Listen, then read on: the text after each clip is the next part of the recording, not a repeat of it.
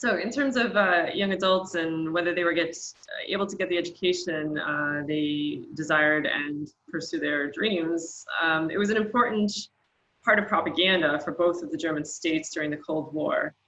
In a lot of ways, the contest really was an ideological one about the future. So in West Germany, at the end of the 1970s, young people started to worry about their futures quite a bit because they faced what was the first real structural unemployment in West Germany since the end of the war.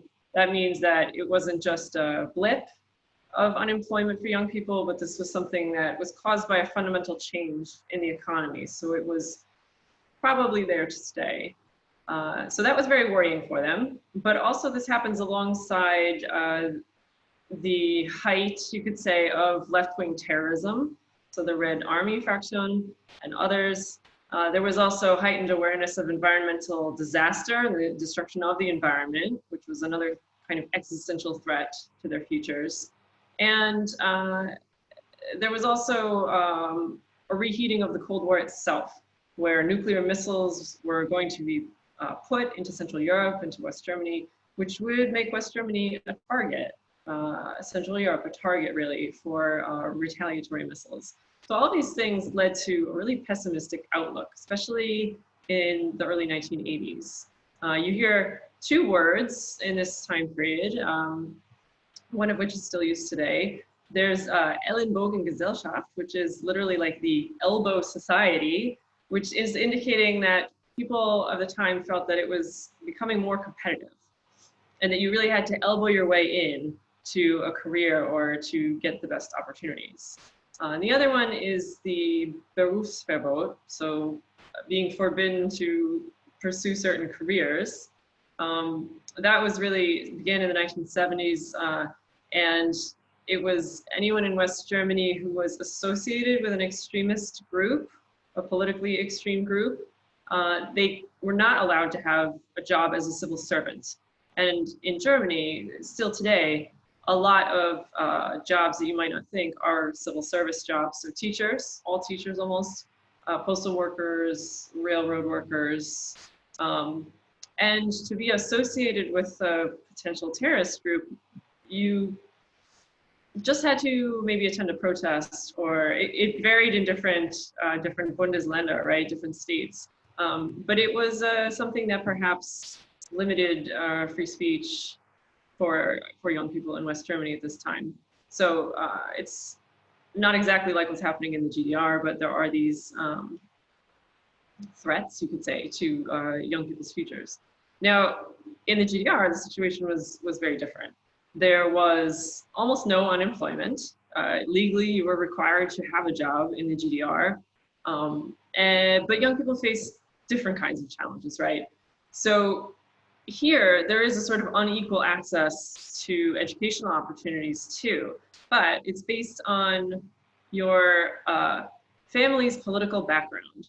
So if you came from a working class family, more opportunities would be open to you to, say, attend university. Now, who's working class is the question, right? For instance, Eric and Margot Honecker's kids, like the leader of the GDR in the 70s and 80s, their kids were considered working class. So these categories are flexible, and there's obviously some inequality of the normal sort, you could say.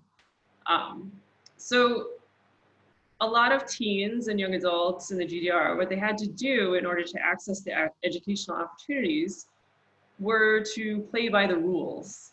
And what that meant was that they had to basically attend all of the events and political campaigns and recycling drives and everything that were run by the FDJ, which is the youth organization of the GDR.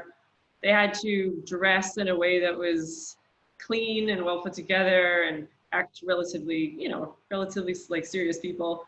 And they had to avoid things like obvious mentions of Western television and radio programs. So teachers had a lot of power in this instance. The teachers, who were of course appointed by the state, could determine whether or not a student was allowed to go on for higher education. So you had to kind of show them that you were a serious person and committed to socialism in order to get those opportunities. So a lot of young people who, for instance, didn't want to play by those rules, what they ended up doing, they got channeled towards apprenticeships of certain types. And they would, for instance, be channeled into an apprenticeship as a tractor mechanic or as a pig farmer. Maybe these are extreme examples, but the point is that they didn't always get to choose. Certainly they weren't their first choice careers. And what would happen is a lot of times young people would complete that apprenticeship, they would finish it because they had to, but then they would pursue a degree in theology, which was one of the only avenues open to people who were at all kind of alternative, right, who didn't fit in or who were politically active outside of the sanctioned activities of the state. So you end up with a lot of theology degree holders, and this is one reason why later in the 1980s, the churches, the evangelical churches, become a shelter for the opposition movement and for a lot of unsanctioned youth cultural movements like punk or hip hop to some extent. So